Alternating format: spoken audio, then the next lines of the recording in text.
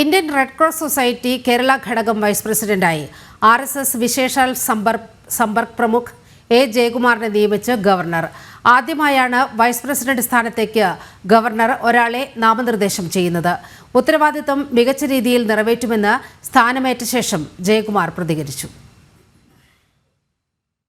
Indian red cross സൊസൈറ്റിക്ക് പുതിയ നേതൃത്വം വരികയാണ്. കേരള ഘടകം വൈസ് പ്രസിഡന്റായി 1.5 മാസം മുൻപാണ് RSS വിശേഷാൽ സമ്പർക്ക് പ്രമുഖ എ ജയകുമാറിനെ ഗവർണർ നാമനിർദ്ദേശം ചെയ്തത്.